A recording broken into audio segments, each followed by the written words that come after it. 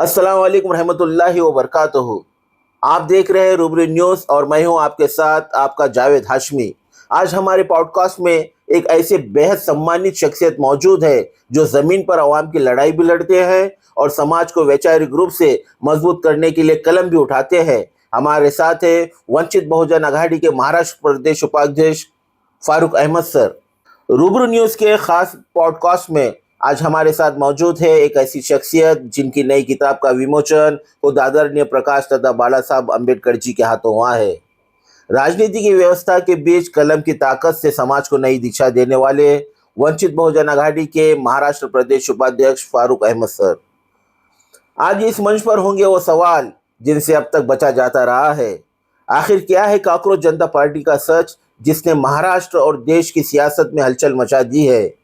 ईदगाह मैदान के पास हुए संदेहास्पद हादसे के पीछे का असली सच क्या है? कोई गहरी साजिश या प्रशासनिक नाकामी? और सबसे बड़ा सवाल, सिर्फ 70 घंटों में 5 मर्डर देखने वाला शांत नांदेड़ शहर आखिर क्राइम कैपिटल कैसे बनने लगा? क्या अपराधियों के दिल से पुलिस का खौफ खत्म हो चुका है? सियासत, समाज और सुरक्षा के हर पहलू पर तीखे और सीधे सवाल करने के लिए हम तैयार हैं। और साथ ही होगा एक ऐसा रैपिड फायर राउंड जहां हर सवाल का जवाब सिर्फ एक लाइन में मिलेगा। तो सच से रूबरू होने का वक्त आ गया है। देखिए ये खास इंटरव्यू। तो आइए मिलते हैं वंचित बहुजन अघाड़ी के महाराष्ट्र के प्रदेश उपाध्यक्ष फारूक अहमद साहब से। फारूक सर, पहले तो आपको आपकी नई किताब खौफ और नफरतों के दौर में मुसलमानों का सियासी एजेंडा, इस किताब के लिए आपको बहुत बहुत शुभकामनाएं। और इसी का जो है तो विमोचन खुद प्रकाश तथा बाला साहब अम्बेडकर साहब के हाथों मुंबई में हुआ था। सर, इस किताब को लिखने के पीछे आपकी क्या सोच थी और ये समाज को क्या संदेश देती है? देखिए, पिछले 20-30 सालों से जब से हम समाजी और सियासी ज़िंदगी में एक्टिवली काम कर रहे हैं, तब से हमारा जो मकसद रहा है वो मकसद यही रहा है कि जो रिवायती तरीके की सियासत मुसलमान करते आ रहे हैं, दिगर पसमानदा तबके करते आ रहे हैं, उसमें कोई नई तब्दीली आने की ज़रूरत थी।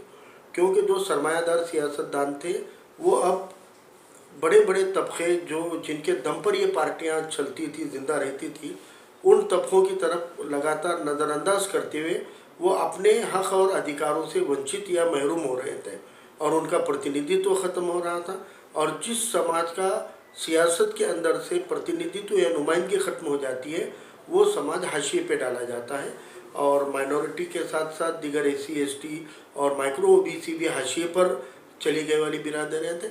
इसलिए हमने पिछले 30 सालों में जो भी काम किया है और जो भी तकरीरें हमारे अलग अलग मौजू पे रही है, उनमें के कुछ चुनिंदा तकरीरों के बुनियाद पर ये किताब लिखी गई है, जो ख़ास तौर से मुसलमानों को और दिगर पिछड़ों को मुत्तहिद होने की बात करती है, जो अपने मसले मसाइल के लिए अच्छे और साफ़ सुथरे किरदार के लोगों को सियासत में आने की और अच्छे और साफ़ सुथरे किरदार के लोगों को नुमाइंदगी देने की और नुमाइंदगी करने की और तमाम वंचित और महरूम तबकों को मुत्तहिद होने की अपील उस किताब के ज़रिए है। सर, ये किताब जो है वो समाज को क्या संदेश देती है? देखिए, हम अक्सर ये काम करते आए हैं कि हमने इलेक्शन में किसी पार्टी को वोट दे दिया और ये मान लिया कि अब 5 सालों तक हमारे हकूक़ की, हमारे आज़ादी की, हमारे तरक्की की और सेक्युलरिज्म की और दस्तूर और संविधान को और लोकतंत्र को टिकाने की जिम्मेदारी हमने किसी ऐसी पार्टी को दे दी है जो पार्टी खुद अपने आप में संजीदा नहीं थी। और 5 साल में एक बार वोट दे देना मानो सेक्युलरिज्म का फ़र्ज़ निभा देना है। 5 साल में एक बार वोट दे देना मतलब जमहूरियत को मजबूत कर देना है। ये गलतफहमी की वजह से मुसलमान और दिगर महरूम तबके ये एक बड़ी मार इनको बैठी। और यही इस किताब से हमने संदेश देने की कोशिश की है कि जमहूरियत में हर एक को अपनी लड़ाई खुद लड़नी पड़ती है। जब तक आपकी नुमाइंदगी नहीं होती और अच्छे लोग आपकी नुमाइंदगी नहीं करते हैं और जब तक पार्टियां असेंबली और पार्लियामेंट में आपकी नुमाइंदगी शामिल नहीं करती है, अब डिसीजन मेकिंग में ही नहीं है। मुल्क की पॉलिसी बनाने वालों में आप कहाँ पर है? आपके बजट जो तिजोरी में पैसा जमा हो रहा है, वो पैसा कहाँ से आएगा और किधर जाएगा, इसका फैसला लेने में तुम्हारी कोई नुमाइंदगी नहीं है। और जो पार्टियों को तुम वोट दे रहे हैं वो आपका उतना भी हिस्सा आपको वापस नहीं देते जितना आपका तिजोरी में जा रहा है।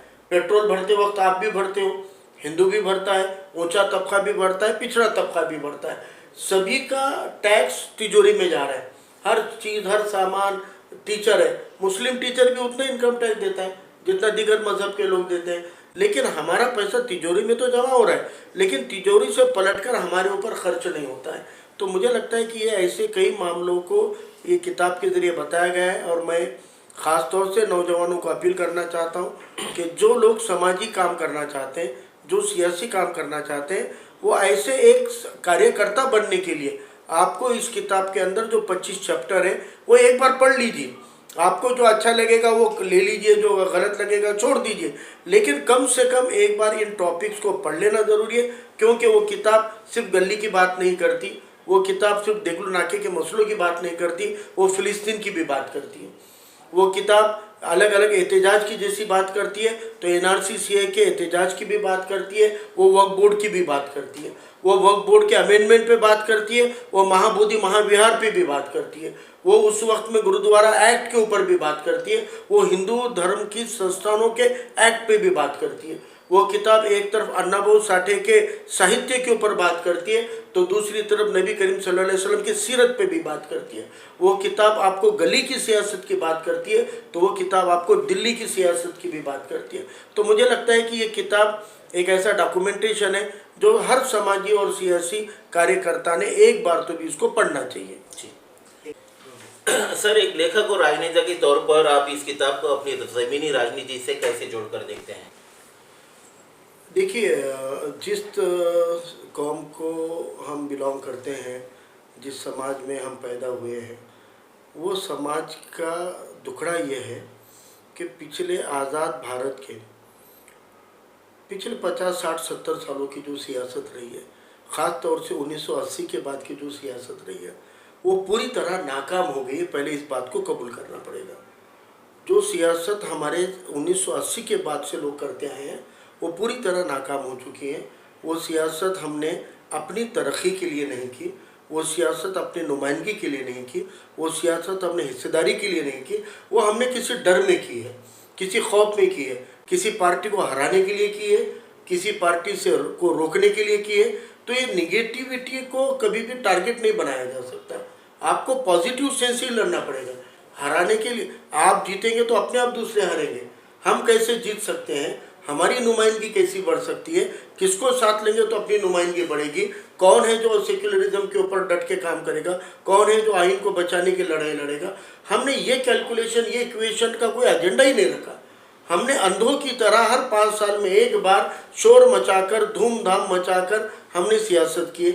और एक गलत चीज़ जो अपने कौम के अंदर पीरी गई है कि इलेक्शन आने के बाद में डर के साथ में लालच दिया गया।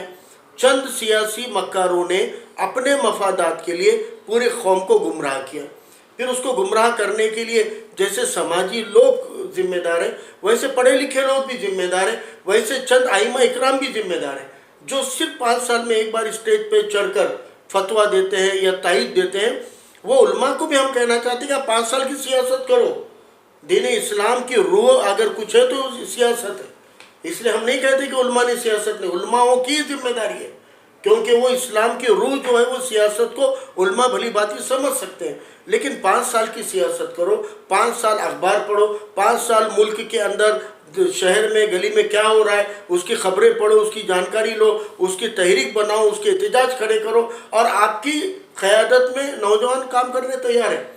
लेकिन आप 5 साल सियासत से परहेज करेंगे और इलेक्शन में 1 महीने के लिए किसी पार्टी के तायद में खड़े रहेंगे, किसी के प्रेशर में खड़े रहेंगे, किसी को तायद डिक्लेयर करेंगे, तो ये अपने कौम के हक़ में नहीं होता है।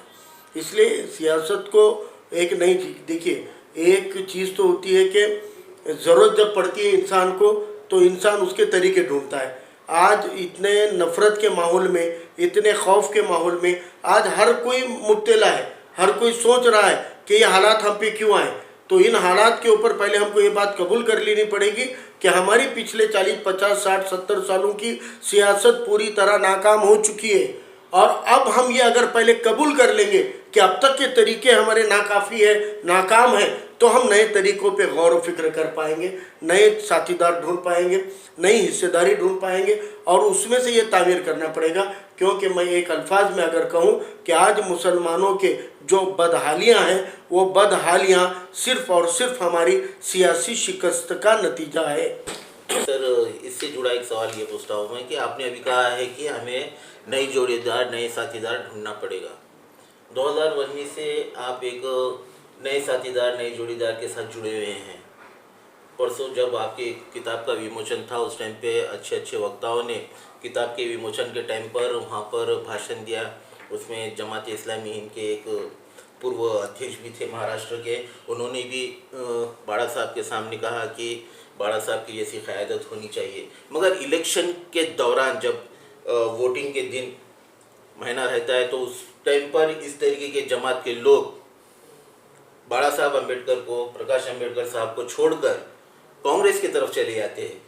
इसकी क्या वजह हो सकती है?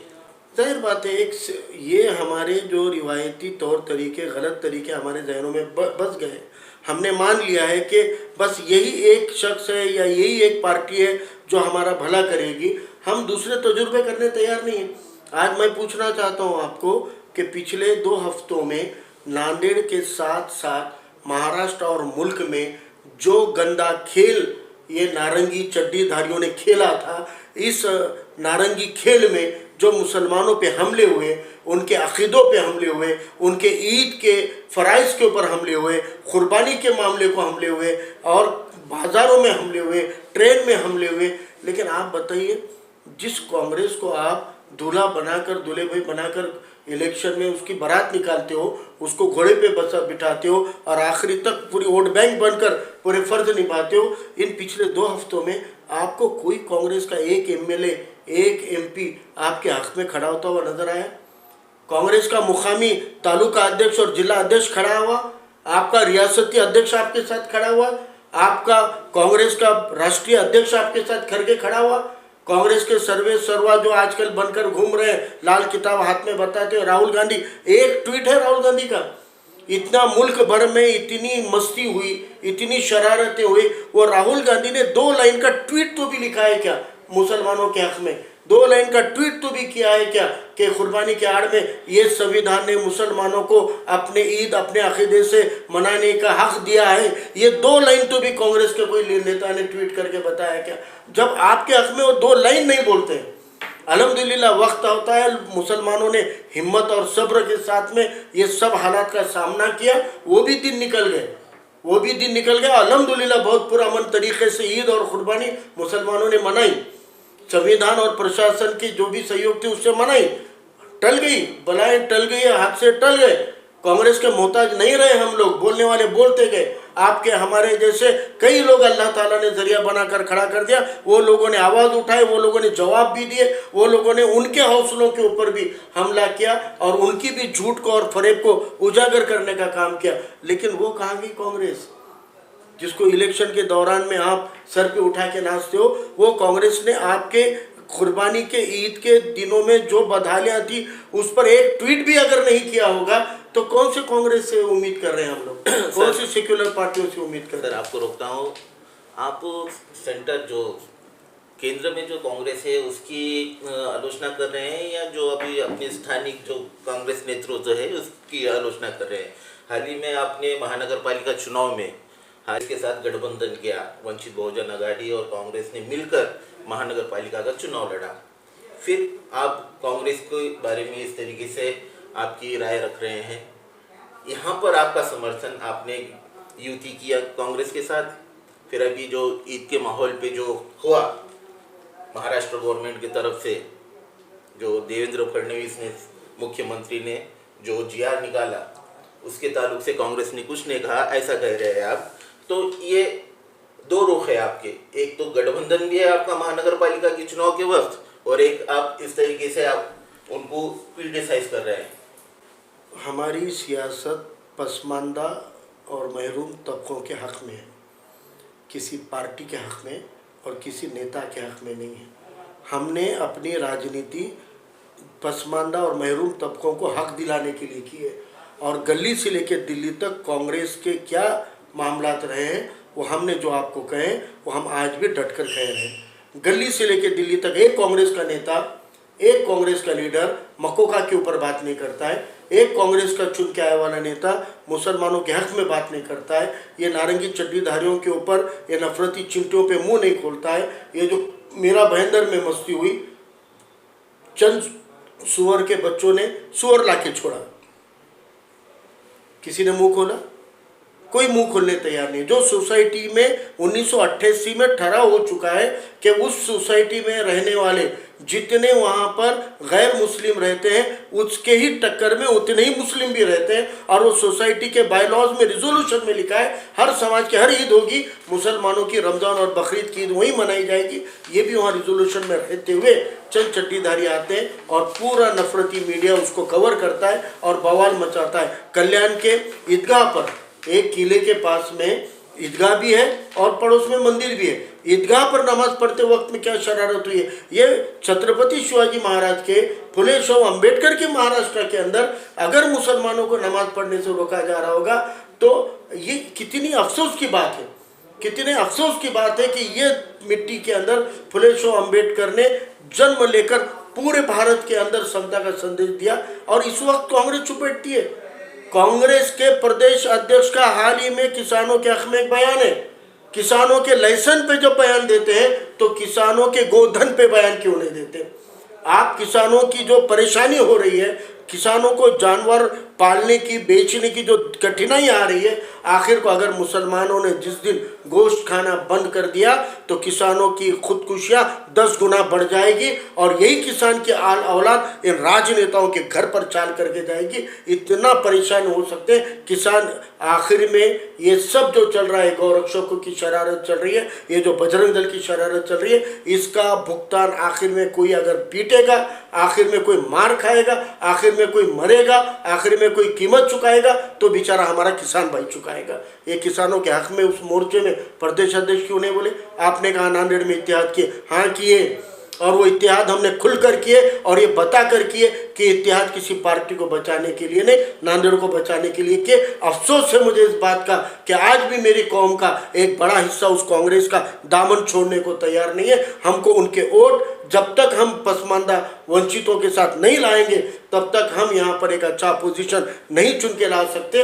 ये हमारी मजबूरी के तहत हमने अलायंस किया, आगे भी अलायंस करना पड़ेगा, आगे भी विधानसभा लोकसभा में हमको अलायंस करना पड़ेगा। अगरचे के सारी समाज, सभी वंचित समाज एकजुट होकर एक मुत्तेबादिल नहीं चुनेंगे तो फिर अलायंस के सिवाय कोई ऑप्शन नहीं रहेगा, मजबूरी होगी, वो अलायंस हमारी मजबूरी है। सर, इन दिनों कॉकरोच जनता पार्टी को लेकर राजनीतिक गलियारों में बहुत चर्चा और विवाद चल रहा है। इस पूरी हलचल और इस नई राजनीतिक ताकत को आप और आपकी पार्टी वंचित बहुजन आघाड़ी किस तरह देखती है? मुझे लगता है कि मैंने एक सोशल मीडिया पे पोस्ट भी लिखी हुई थी कि कॉकरोच बन रहा हो बनो, पर चाहते तो इंसान भी बन सकते थे। ये जो कॉकरोच की उपमा है इसके ऊपर मैं सियासी अंदाज में तो बाद में बोलूँगा, लेकिन पहले मैं पर्सनली ये कहना चाहता हूँ कि अगर हम इंसान बनते, जज्बात वाले इंसान बनते, अच्छे ख्यालात वाले और नेक इंसान बनते, मजलूमों के हक़ में लड़ने वाले इंसान बनते, दुखियारे और पीड़ित शोषित घटकों की आवाज़ उठाने वाले इंसान बनते तो शायद कॉकरोच बनने की नौबत नहीं आती। मुझे लगता है कि समाज जो है, भारत की जो सरजमीन है, उस मिट्टी के अंदर गलत पनपता तो है लेकिन ज़्यादा लंबा पनप नहीं सकता, और हर गलत, हर झूठ, हर मक्कारी, हर विषमता, हर नफ़रत के ख़िलाफ़ में एक बार उसकी बाढ़ आती है। और मुझे लगता है कि ये जो हुकूमतें 2014 से लगातार नफ़रत के आड़ में जो मुल्क के नौजवानों के साथ खिलवाड़ कर रही है, एजुकेशन सिस्टम के साथ खिलवाड़ कर रही है, बेरोज़गारी बढ़ा रही है, औरतों के ऊपर जुल्म बढ़ते जा रहे हैं और रोज़गार नहीं है, मुल्क की तरक्की नहीं हो रही है, तो ये सब चीज़ों का एक आउटरीच, ये चीज़ों का एक गुस्सा, वो मुझे लगता है कि सुप्रीम कोर्ट के जो चीफ जस्टिस थे उनके टिप्पणी के ऊपर प्रतिक्रिया के तौर पे आया हुआ है। ये संकेत है, ये अलार्म है, ये इशारा है कि हम तुम्हारा हर जुल्म नहीं सहेंगे। धर्म, जात, पोटजात के आड़ में, भाषा और पंथ और प्रांत के आड़ में आप हमको बांट तो सकते हो, लेकिन जब हम उठ के खड़े होंगे तो अंग्रेज़ों को भी भगाने का दम रखते हैं। इसलिए मुझे लगता है कि पेशवाई को भी महार बटालियन ने मुंह तोड़ जवाब दिया था, अंग्रेज़ों को भी टीपू सुल्तान ने और हिंसक और अहिंसक दोनों आंदोलनों ने जवाब दिया था। ये नारंगियों को और चट्टीधारियों को भी ये देश की सरजमीन में पनपने वाला भारत का पूत, भारत की बेटी, भारत की आवाम ये मुंह तोड़ जवाब देगी। उस बात का कॉकरोच जनता पार्टी एक सिग्नल, एक इशारा मैं मानता हूँ। सर, आपको लगता है इस नई पार्टी के आने से आने वाले दिनों में महाराष्ट्र या स्थानीय राजनीति के समीकरणों पर कोई बड़ा असर पड़ने वाला है? देखिए, ये पार्टी कोई इलेक्शन कमीशन के पास रजिस्टर्ड चुनावी पार्टी तो है नहीं। अब तक भी ये एक मूवमेंट है, फिलहाल ये एक सोशल मीडिया की मूवमेंट है। और मुझे लगता है कि सोशल मीडिया की मूवमेंट जो कॉकरोच जनता पार्टी के रूप में आई है, ऐसे ही इससे पहले भी 2 मूवमेंट हुए हैं मुल्क के अंदर जो खासतौर से हाईलाइट किए जा सकते हैं। एक अन्ना आंदोलन कह सकते हैं और एक जेपी आंदोलन कह सकते हैं। अन्ना आंदोलन ने उतना कारगर असर नहीं दिखाया था मुल्क में, दिल्ली के बाहर वो पार्टी कोई असर नहीं दिखा पाई थी। और जेपी आंदोलन ने लेकिन एक बड़ा असर ज़रूर दिखाया था, लेकिन जेपी आंदोलन के अंदर की फूट जो पड़ गई उससे फिर कई पार्टियां बन गई। तो ऐसा कोई बहुत बड़ा परिवर्तन, ये जनता का आंदोलन जनता का गुस्सा तो प्रकट करता है, लेकिन चुनावी ठोस मुतबादिल या अल्टरनेट या विकल्प अब तक देश को नहीं दिया है। लेकिन अब विकल्प आपको अपने में से ढूंढना पड़ेगा। मुझे लगता है कि आज महाराष्ट्र और देश के अंदर राहुल गांधी जो गलती देश में कर रहे हैं कि वो पश्चिम बंगाल में जाकर क्यों चुनाव लड़े हो, उत्तर प्रदेश के चुनाव याद कीजिए, वो अखिलेश के खिलाफ क्यों चुनाव लड़े, वो बिहार में जाकर देखिए वो क्यों चुनाव लड़ते हैं, वो हर राज्य में जाके अपनी तूती क्यों बजाते हैं। वहाँ पर उन्होंने रीजनल पार्टियों को, ये इन्हीं के पाप है ना, 1980 से इनकी पॉलिसियाँ इन तमाम घटकों के, इन तमाम समाज के तबकों के खिलाफ चली गई। तो ये सारी रीजनल पार्टियाँ डेवलप हो गई। आज वो रीजनल पार्टियों को ख़त्म क्यों करना चाहते हैं?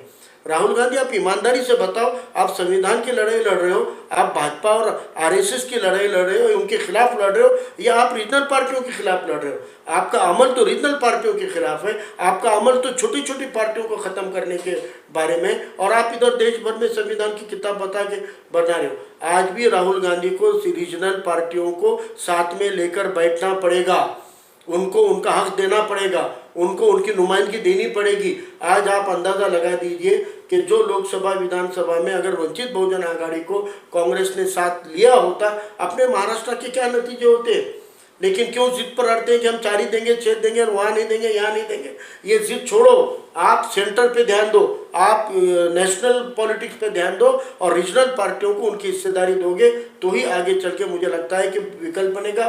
कॉकरोच मूवमेंट जो अभी बन रही थी, सोशल मीडिया की जो मूवमेंट है, ये मूवमेंट इशारा दे रही है कि जनता तैयार है एक परिवर्तन के लिए, लेकिन एक सशक्त विकल्प जनता को चाहिए। सर, ये तो हो गए राजनीति के ऊपर सवाल। अब आते हैं नांदेड़ की पृष्ठभूमि पर। सर, गत रमज़ान ईद के दिन ईदगाह के पास एक मोटरसाइकिल सवार जलकर मर जाता है। उसे लेकर जनता के मन में कई सवाल हैं और एक जिम्मेदार नेता होने के नाते इस पूरी घटना को आप किस नज़रिए से देखते हैं? देखिए, मैं जिम्मेदार शहरी होने के नाते, जिम्मेदार कार्यकर्ता होने के नाते, जिम्मेदार नांदेड़कर होने के नाते मैं एक बात पूछना चाहता हूँ कि जनता के, आपके और मेरे मन में सवाल क्यों उठ रहे हैं? ये सवाल उठने की पार्श्वभूमि क्या है?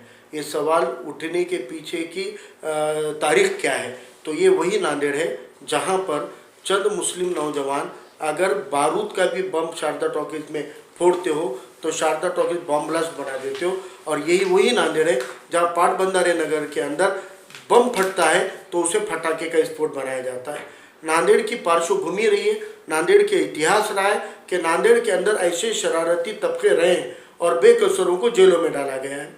इसीलिए नांदेड़ के आवाम को वो तारीख उनके जहन में है, वो यादें उनके जहन में, और उसी तरह की घटना घटती हुई नज़र आई है। हमने खुले तौर पे देखा जो वीडियो बच्चों के मोबाइल से शूट किए गए, उन वीडियो में क्लियर कट दिख रहा है कि स्फोट हो रहा है, बार बार स्फोट हो रहा है, बार बार वो फट रहा है और उसको शरीर के ऊपर कोई तो एक बेल्ट टाइप में लटका हुआ था, बंधा हुआ था, रैप किया हुआ था। और जब कोई आग लगती है, आदमी अपने आप को बचाने के लिए जाता है, वो अपने आप को बचाने के बजाय वो वापस आग की तरफ जा रहा है। इसका मतलब है कि वो तय करके आया था कि उसको मरना है। फिर अगर वो पागल था, उसको इलाज था, तो भाई आपने आज तक गांधी जी को मारने वाले को भी माथे फिरू बोला हुआ है, और किसी भी इसमें जब कोई गैर मुस्लिम किसी भी हादसे में पकड़ा जाता है तो वो माथे फिरू होता है, और कोई मुसलमान बेकसूर भी पकड़ा जाता है तो आतंकवादी होता है। ये रिवायत रही है, इसलिए आज हर एक को इसके ऊपर शक व शुबा है, आज भी कायम है। मुझे छोटी सी बात बताइए कि एक घटना घटती है, अगर एक मोटरसाइकिल का एक्सीडेंट होता होगा, कोई चोरी होती होगी, तो प्रेस कॉन्फ्रेंस लेकर आवाम को बताया जाता है क्या घटना घटी थी, क्यों घटी थी और उसकी स्थिति क्या है। लेकिन वाजे गांव के ईदगाह के घटना पर आज तक नांदेड़ पुलिस डिपार्टमेंट ने एक प्रेस कॉन्फ्रेंस तो भी लिया है क्या? आज तक उस मौजू के ऊपर जनता के सामने ये सत्यता लाई गई है क्या? अगर नहीं लाई गई है तो इसीलिए यहाँ पे नांदेड़ में एक सेक्युलर फोरम के तहत एक्स होम मिनिस्टर माजी गृह राज्य मंत्री माधवराव किनारकर साहब के मौजूदगी में, खासदार साहब के नेतृत्व में और नांदेड़ में महापौर, उप महापौर, नगर सेवक रहने वाले दर्जनों लोगों के साथ मिलकर 3 मीटिंगें लेकर होम मिनिस्टर तक निवेदन दिए गए, ज्ञापन दिए गए, राज्यपाल तक दिए गए। उसका सादा जवाब अब तक नहीं आता है, उसकी टोटल अनदेखी की जाती है। तो घटना कोई भी होती है, हर समाज में अच्छे बुरे लोग होते हैं। वो जो भी बच्चा था अगर उसने किया भी, सामने आना चाहिए ना, बाहर लाओ ना।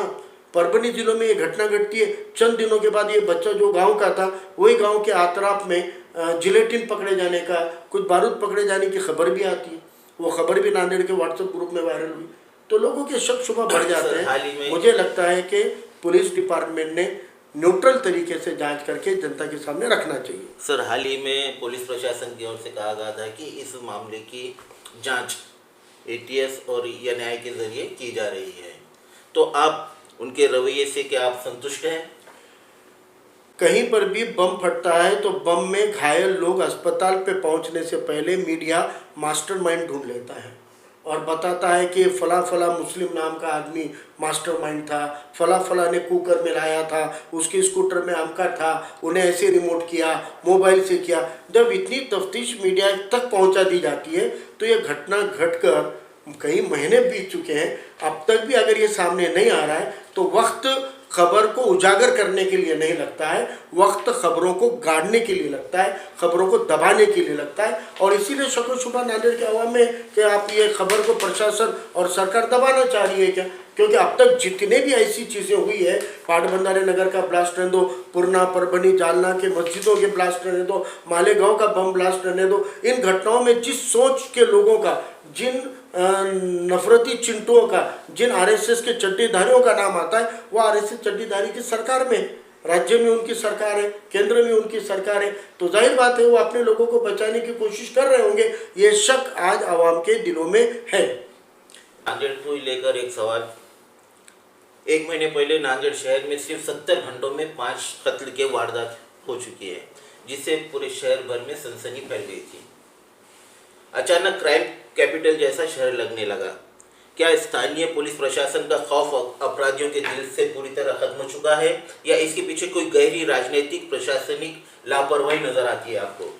दोनों चीज़ें हैं, तीनों चीज़ें हैं। पहली चीज़ तो ये मान लीजिए, जब लोगों के पेट के मसले हल नहीं किए जाते, जब लोगों के रोजी रोटी के मसले हल नहीं किए जाते, तो तब सिर्फ बेरोज़गारी नहीं बढ़ती है, तब क्राइम भी बढ़ता है, तब शरारत भी बढ़ती है, तब मस्ती भी बढ़ती है, और उसका भुगतान समाज को करना पड़ता है। आज कोई भी कौम रहने दो, कोई भी समाज रहने दो, जब बेरोज़गारी आएगी तो वो अपनी ज़रूरत पूरी करने के लिए रास्ते ढूंढेगा। सही रास्तों से अगर आप उसको काम नहीं करने देते हो, आज मुझे बताइए ना, नांदेड़ में बुलडोज़र की कार्रवाई फुटपाथ पे हॉकर के लिए हो रही है और बड़ी बड़ी गैर कानूनी इमारतें खड़ी हुई है, वहाँ पर कहीं पे आपका अतिक्रमण नजर नहीं आता, लेकिन रास्ते के किनारों पे पेट भरने वाले लोग क्राइम नहीं करना चाहते हैं। वो गाड़ा लगा के सब्जी बेच रहे हैं, वो गाड़ा लगा के फल बेच रहे हैं, वो गाड़ा लगा के ब्रेड बेच रहे हैं, वो गाड़ा लगा कर अगर दूध बेच रहे हैं, तो वो क्यों बेच रहे हैं? क्यों वो धूप बरसात पानी के अंदर कारोबार कर रहे हैं? क्यों ऑटो रिक्शा चला रहे हैं? क्यों ऑटो रिक्शा और साइकिल रिक्शा चला रहे हैं? इसलिए कि उनको क्राइम नहीं करना है, उनको गुनाह नहीं करना है, वो ईमानदारी की ज़िंदगी, मेहनत की ज़िंदगी जीना चाहते हैं। जो ईमानदारी की ज़िंदगी जीना चाह रहे हैं उनको आप लात मार के हकार रहे हो, और जो लोगों के हाथ को रोज़गार नहीं है, वो बच्चे नशे के आदी हो चुके हैं, वो बच्चे क्राइम के आदी हो चुके हैं, उनके शौक बन गए। जब 4 दोस्तों में रहेंगे तो एक का सैमसंग है तो मेरा आईफोन रहना चाहिए, ये शौक लगेगा, और ये शौक लगेगा तो उसके ज़रिए बनाएंगे। जायज़ ज़रिए नहीं मिलेंगे तो नाजायज़ ज़रिए मिलेंगे, और वो नाजायज़ ज़रिए ही मुझे लगता है कि क्राइम को बढ़ाने में मदद कर रहे हैं। अब हम फारूक अहमद से रैपिड सवाल करेंगे। सर, नांदेड़ की जनता के लिए इस समय सबसे बड़ा खतरा बढ़ता हुआ क्राइम है या आपसी भाईचारे में दरार? बढ़ता हुआ क्राइम भी है, आपसी भाईचारा भी है और सड़ी गली राजनीति भी है। नांदेड़ पुलिस प्रशासन की परफॉर्मेंस को 10 में से कितने नंबर देंगे आप? मेरे नंबर देने से मसला हल नहीं होगा, लेकिन नांदेड़ की कानून व्यवस्था विफल हो चुकी है। उसके उसके कारण अकेला पुलिस डिपार्टमेंट ही नहीं, पुलिस डिपार्टमेंट तो है ही, लेकिन उसके अलावा यहाँ के पॉलिटिशियन भी है, चुन के आए वाले नुमाइंदगी भी है, और ये सब ने मिलकर नांदेड़ के लॉ एंड ऑर्डर को जीरो पे लाके खड़ा हुआ है। इसलिए यहाँ पे रैंकिंग का सवाल ही नहीं बनता। ईदगाह मैदान हादसे के पीछे क्या कोई गहरी साजिश थी या ये सिर्फ एक प्रशासनिक फेलियर था? देखिए, प्रशासनिक फेल्योर तो होता ही है घटना की, क्योंकि उनका खुफिया डिपार्टमेंट अगर काम कर रहा होता तो घटनाएं रोकी जाती है। तो प्रशासनिक फेल्योर भी है, और मुझे लगता है कि गहरी साजिश भी है, और ये नफरत का भी नतीजा है। जो टाइप से नफरत फैलाई जा रही है, वो नफरत का भी एक आउटकम हो सकता है। सर, नांदेड़ का युवा आज अपराध और ड्रग्स की तरफ क्यों आकर्षित हो रहा है? रोजगार की कमी या कानून का ढीलापन? रोजगार की कमी भी है, कानून का ढीलापन भी है, और सियासी अब्यूज़ जो हो रहा है, जो पॉलिटिशियन अपने इस्तेमाल के लिए युवाओं का इस्तेमाल करते हैं, युवाओं को गलत कामों में ढकेलते हैं, उनको कब्जे करने लगाते हैं, उनको तस्करी करने लगाते हैं, उनको गुटखा बेचने लगाते हैं, उनको रेती, बायोडीजल ऐसे गलत इसमें ढकल रहे हैं। मुझे लगता है पॉलिटिशियन सबसे बड़ी वजह है। सर, एक वाक्य में बताएं, आने वाले चुनाव में नांदेड़ की राजनीति का किंग मेकर कौन होगा? किंग मेकर हमेशा जनता रहती है, लेकिन विलन जो होते हैं वो चंद मक्कार होते हैं, जो पैसों के लिए, अपने मफाद के लिए चुनाव में किसी को हराने या जिताने के लिए खड़े होते हैं। तो मुझे लगता है विलन वो रहेंगे और किंग मेकर जनता ही रहेगी। नांदेड़ शहर की शांति और सुरक्षा बहाल करने के लिए आपका पहला और सबसे कड़ा कदम क्या होगा? जो संविधान प्रेमी है, जो लोकतंत्र प्रेमी है, उनको जोड़ना, और जो संविधान के विरोधक है उनके ऊपर टूट पड़ना, क्योंकि शांति क्रांति के बाद ही आती है। इसलिए हम शांति के लिए क्रांति जरूर करेंगे। सर, महाराष्ट्र की राजनीति में फिलहाल नफरतों का दौर चालू है। जैसा कि राष्ट्रवादी का एक आमदार है जगताप और नीलेश राणे, ये हमेशा मुसलमानों को टारगेट करते हैं। ईद के मौके पर भी आपने देखा है कि किस तरीके से टारगेट किया, और बार बार वो मुसलमानों को लांडे बोलकर संबोधित करते हैं। तो उनको क्या जवाब देंगे आप? देखिए, ये पिल्ले हैं छोड़े हुए। ये सब जितने भी लोगों के नाम आपने लिए, वो टिल्लू राणे रहने दो, पडड़कर रहने दो, संग्राम जगताप रहने दो, महेश लांडगे रहने दो, ये शख्सियतें नहीं है, ये देवेंद्र फडणवीस के प्रवक्ता है। और देवेंद्र फडणवीस मुख्यमंत्री के नाते, भाजपा का और आरएसएस का एजेंट के नाते, वो इनके जरिए वो चीज़ें बोलने लगाता है जो खुद नहीं बोल सकता, और जो उसकी विचारधारा बताती है और समाज में फूट डालते हैं। तो मुझे लगता है कि ये सियासी साजिशें हैं, ये सियासी चाल है। इसको सियासी तौर पर ही जवाब देना पड़ेगा। जहाँ पर वो मुसलमानों के, एससी के, एसटी के, आदिवासियों के खिलाफ मोर्चा निकालते हैं, वहीं पर हमको भी मोर्चा निकाल के जवाब देना होगा। जिस मंच से वो गले आते हैं, उसी मंच से उनको जवाब देना पड़ेगा। और मैं कहना चाहता हूँ मुस्लिम नौजवानों को कि ये लांडे बोल के चिढ़ाते हैं, तो अपने को चिढ़ने की क्या जरूरत है? लांडे होना ये हमारी सुन्नतों में शामिल है। लांडे होना यानी खतना करने को अगर वो लांडे होना कहते होंगे, तो लांडे के डांडे कितने असरदार रहते। लव जिहाद के नाम से मुसलमान रोया जा रहा है, बच्चे पैदा कर रहे बोल के मुसलमान के नाम से रो रहे, लड़कियां भगा रहे बोल के मुसलमान के नाम से रो रहे। तो फिर ये लांडे उनको, अरे आप कबूल करो, हाँ भाई लांडे हैं, लेकिन लांडे होने के पीछे की समाजी वजह क्या है? लांडे होने के पीछे की मेडिकल वजह क्या है? मेडिकल साइंस लांडे होने को अच्छा बोलता है, मेडिकल साइंस लांडे होने को बुरा बोलता है। ये चर्चा तो सामने आनी चाहिए। जब मुसलमान लांडे बोलने पे चिढ़ेगा नहीं, तो तब जो लांडे बोल रहे हैं उनकी आल औलाद उनको पूछे कि पप्पा उनको लांडे क्यों बोलते हैं। उनको बोलने दो लांडे की व्याख्या क्या है। उनका परिवार पूछेगा लांडे क्या होता है, तो उनको बताने दो लांडे की डेफिनेशन क्या होती है, लांडे क्यों बोला जा रहा है। ये उनको उनके परिवार वाले पूछेंगे तो उनको जवाब देने दो। ये आपके लिए नहीं, उनके लिए दिक्कत की बात है। और आपका लांडे होना आपके लिए फक्र करने के जैसा है, और वो लांडे नहीं है, इस बात की चिढ़ उनको है, क्योंकि उनको वही तो तकलीफ है कि ये कैसे इतना इनका माइलेज है, इनका एवरेज अच्छा है। तो ये सब रीज़न पे मुझे लगता है कि बिल्कुल शर्मिंदा होने की ज़रूरत नहीं है, हमने बोलना चाहिए।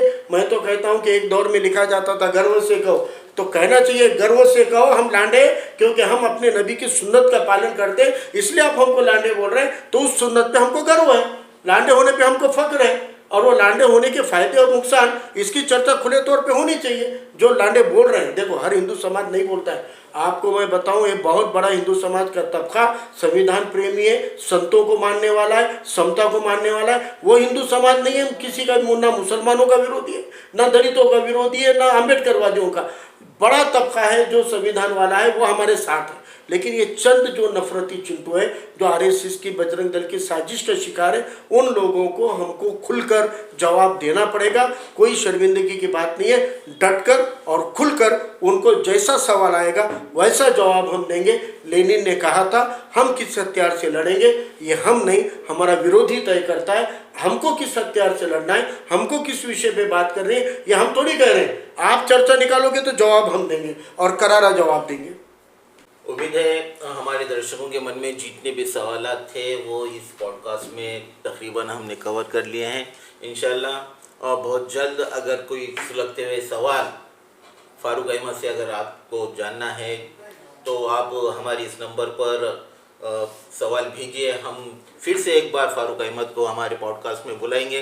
सर बहुत बहुत शुक्रिया आपका कि आपने आपका कीमती वक्त हमारे इस आपका भी शुक्रिया। और मैं आपसे विनती करता हूं कि एक बार लाइव डिबेट करिए, और लाइव डिबेट के अंदर आप लोगों को अपील कीजिए कि ये इंटरव्यू हो रहा है, जो भी इच्छुक लोग सवाल पूछना चाहते हैं उनको बुलाकर सामने बिठाइए। और जनता में से भी सवाल आने चाहिए, और ऑनलाइन भी जो सवाल आ रहे हैं वो लाइव सवालों के ऊपर इंशाल्लाह अगला डिबेट आपके साथ करने की हम गुजारिश करेंगे इंशाल्लाह। बहुत बहुत शुक्रिया सर आपका। अल्लाह हाफिज। शहर और आसपास की हर ताज़ा खबर से अपडेट रहना चाहते हैं? हमारे चैनल को लाइक और सब्सक्राइब करें ताकि आपको मिलती रहे पल पल की अपडेट्स। किसी भी जानकारी या सुझाव के लिए आप हमें व्हाट्सएप पर 9049032007 पर संपर्क कर सकते हैं।